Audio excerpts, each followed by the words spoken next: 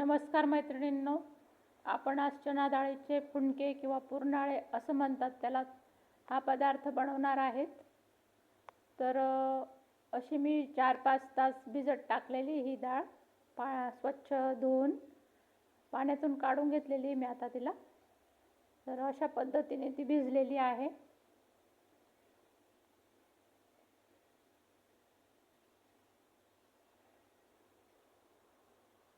आता हिला आपण मिक्सरमध्ये टाकून बारीक दळून घेऊ. किंचित रवेदार ठेवायचं. अशी थोडी थोडी टाकून आपण 3 वेळा टाकू आपण ही. अशी थोडी थोडी टाकायची. मिरची टाकायची, कोथिंबीर टाकायची,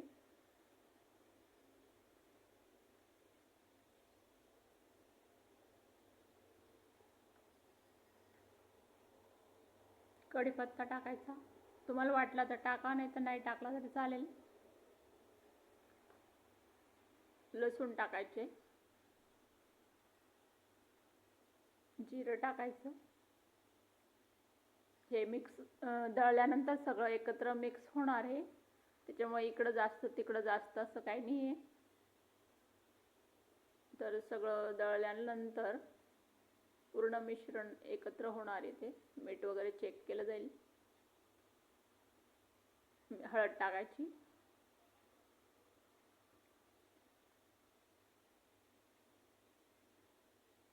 हिंग टाकायचा. मी या बाटलीला वरती कागद असतो ना पॅकिंगचा, त्याला मी थोडंसं होल पाडलेलं आहे, त्याच्यातून हिंग व्यवस्थित पडतो. दोघं ठिकाणी मी टाकून घेतलाय तो.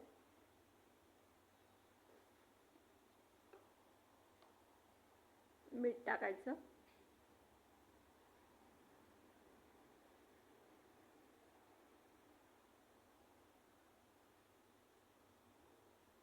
तर यात फक्त कोथिंबीर, लसूण आणि मिरची आणि असं तेल टाकलं, इतकं पण पुरेसं आहे.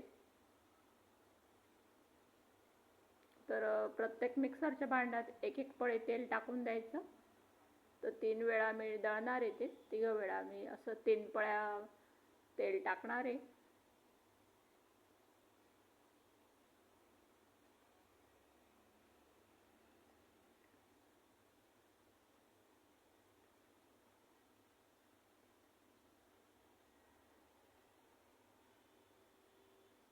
तर यात थोडंसं पाणी घालायचं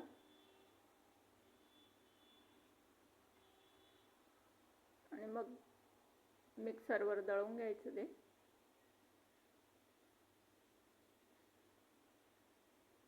अशा पद्धतीने मी दळून घेतलंय ते. किंचित रवेदार ठेवलेलं आहे.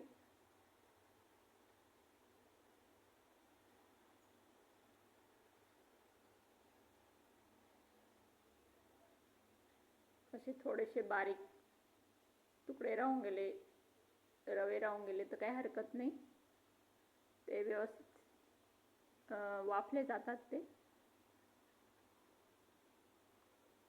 तर आपण 15 मिनिटं वाफवणार आहेत हे. तर मैत्रिणींनो, मी हे दळून घेतलेलं आहे चणा डाळचं पीठ. असं बारीक करून घेतलेलं आहे, थोडंसं रवेदार ठेवलेलं आहे. आणि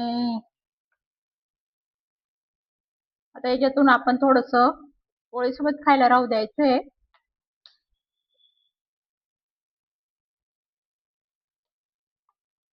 त्याच्यामध्ये मी कांदा आणि टोमॅटो, कोथिंबीर असं वरून टाकणार आहे आणि हे पोळीसोबत खायला राहू द्यायचंय. तर असं पण आपण खाऊ शकतो. आणि आता मी हे कढईत पाणी ठेवलेलं आहे वाफवण्यासाठी. आता हे 3 ग्लास पाणी टाकलंय मी आणि हे होलवाली तो हे ठेवायची गाळणी आणि त्याच्यात आपण हे ठेवणार आहे.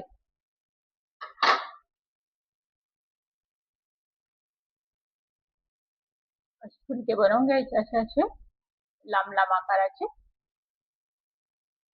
तुम्हाला पाहिजे तशा आकाराचे ठेवू शकता तुम्ही. असे टाकून द्यायचे.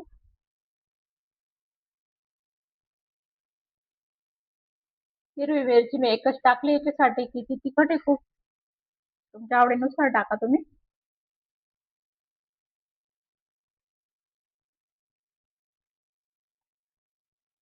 अशा पद्धतीने पण ठेवू शकता, असे गोल वड्यांसारखे.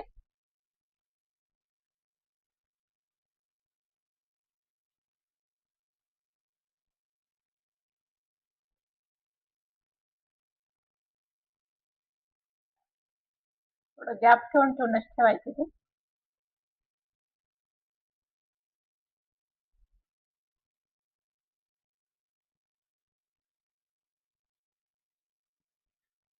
अशा पद्धतीने सर्व ठेवून द्यायचे.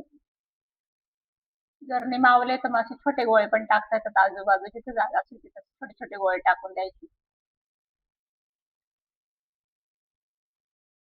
अशा पद्धतीने मी रचून दिले ते छान. आता आपल्याला यांना 15 मिनिटं वाफवायचं आहे. असं झाकण ठेवून द्यायचं. आणि आपण ही चटणी अशी पण खाऊ शकतो किंवा मग टोमॅटो कांदा टाकून पण खाऊ शकतो. पोळीसोबत भाकरीसोबत छान लागते ही.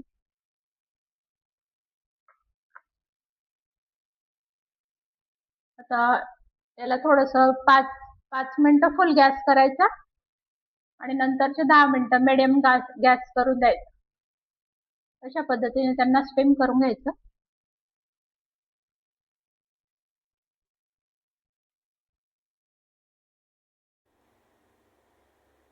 तर मैत्रिणींनो, गॅस बंद करून द्यायचा आता.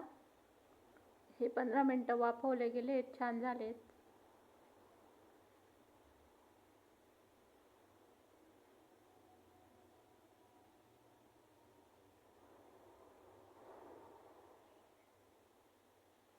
अशा पद्धतीने छान शिजून गेलेले आहेत ते.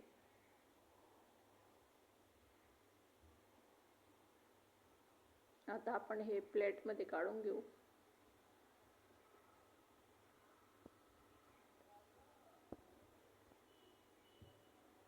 पाहू शकता मैत्रिणींनो, आपले चना डाळीचे फुणके तयार आहेत. सोबत दही मध्ये बुडवून आपण खाऊ शकतो त्यांना. तर असे छान मऊ बनलेले आहेत ते. बघू शकता, आपण त्याच्यात तेल टाकलेलं असल्याने ते घशात पण असं अटकल्यासारखं नाही वाटत. आपण असं बुडवून बुडवून खाऊ शकतो असं, अशा पद्धतीने. तर हे असे वड्यांसारखे पण आकाराचे बनवलेत मी. छान बनलेत ते, मऊ लुसलुशीत मस्त बनले. तर मैत्रिणींनो, बनवून बघा.